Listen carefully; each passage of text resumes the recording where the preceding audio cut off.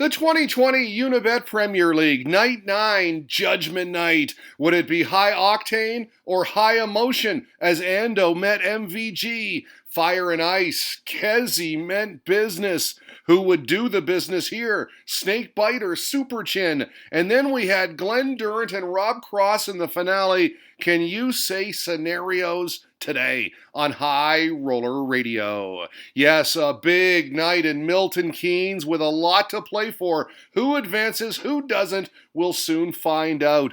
Judgment Night announced the PDC with the preamble. Either Rob Cross or Daryl Gurney will be eliminated and KO'd from this year's action. You know, Diamond Darts, the Devonator, was on the edge of his seat, full of questions too. I am so ready, he said. Tonight is Judgment Night. Who will be worthy? Who will we lose? All right, let's get right to it to find out. Nathan Aspinall, Michael Smith, the first one's on. The top two 180 hitters of this year's Premier League. Pretty good finishers, too. How about the 121 opening leg? Bullseye good for the ton plus. Nice shot, the Asp. They were both firing. They kicked off 2-2 to start, and that's when Bully Boy turned it up a notch. First, he broke the Aspinall throw in 11 darts, then held his own in 12. Stellar stuff. It gave him daylight at 4-2. Look at his average through 6 legs. Sky high,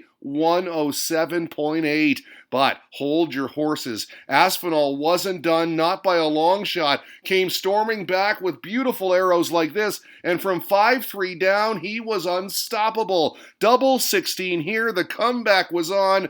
Big reactions along the way. We got the double barrel fist pump when he took the lead at 6-5, and now suddenly he was topping the averages. High quality affair, but it was the Asp who held his nerve at the end. He wins it with 4 on the spin, 7-5 your final. Handshakes. Real happy to get the win, he said. The standard was ridiculous. I felt for Mike at the end, a draw would have been a fair result. No idea how Bully Boy didn't get at least the draw, said Stuart McNally. Just ridiculous quality darts. And then he added, I didn't want it to end. Onions, double order, tweeted the Demolition Man. A college basketball phrase used by Bill Rafferty, he says, when a player is clutch in the final moments. Well, guess what, folks? Aspinall was absolutely onions right there. H2O in unison for 2 of the best ever. Michael Van Gerwen up against Gary Anderson next.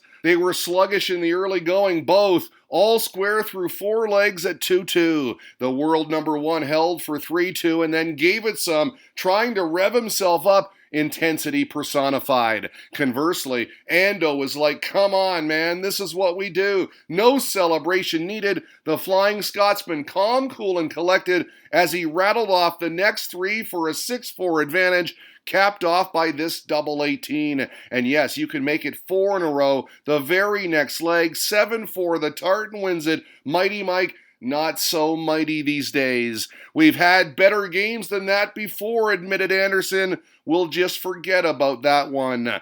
I'm not a happy MVG fan right now, tweeted Liam Martin. Seems to have lost it totally, said Wim.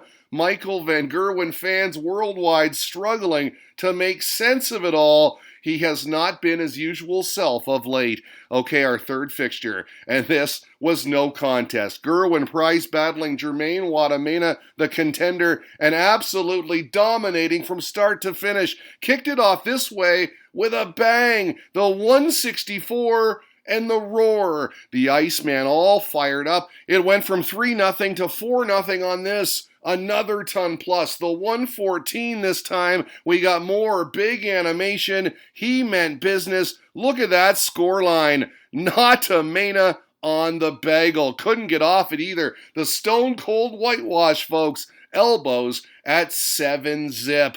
I feel for Jermaine, he said, but I punished him all the way. How did we sum it up on Twitter? This way. 1, 2, 3, 4, 5, 6, 7-0.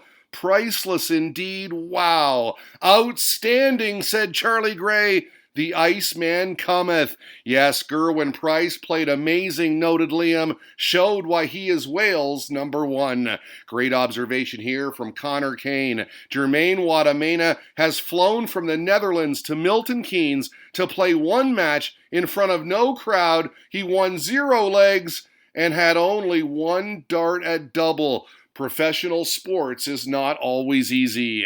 This wouldn't be easy for Daryl Gurney. A showdown with Peter Wright and his Premier League hopes on the line, and he was struggling early, but he was taking his chances too. Snuck this third dart double 8 in there for 2-all. You can tell he wants it. We got the big scream, but we also got the right stuff in leg 5. Snakebite going 8 darts into the 9. But ouch, he missed the double 12 by a country mile. Quality stuff it was, a 10-darter. Props to Superchin though, he was fighting hard, leveled things all at 3-3, then 4-4. But 10th leg, this was the turning point. The Northern Irishman squandering 2 darts at double 8 after missing bullseye the previous visit, and Wright capitalized, and then he closed it out the very next leg on double 10, 7-4 the final. Gurney will now have to wait and watch to see what happens with Rob Cross as Snakebite gets the job done. So, Superchin hoping Glenn Durant could do the job on Rob Cross, help him survive Judgment Night. Well, Daryl, how about this? The 167 from heaven for 4-0. Beautiful. And he was cool about it too. Been there, done that. He took out 167 last night against MVG, said Charlie Gray. Gets it again here, this time against Cross. Duzza all the way in this one. It got to 5-0. Now, Voltage did claw it back a bit with 3 on the spin, but this double 20 would end his Premier League, and he knew it. Game over. Durant wins it 7-4. Cross was valiant in defeat. So there you have it. Judgment Night in the books. This is how it played out. Here's how it all shapes up. Duzza tops the table on 14 points. Peter Wright moves up to second, followed by Nathan Aspinall. And wow, MVG drops down to 4th place. 4th after his loss to the Flying Scotsman. Scenarios today on High Roller Radio.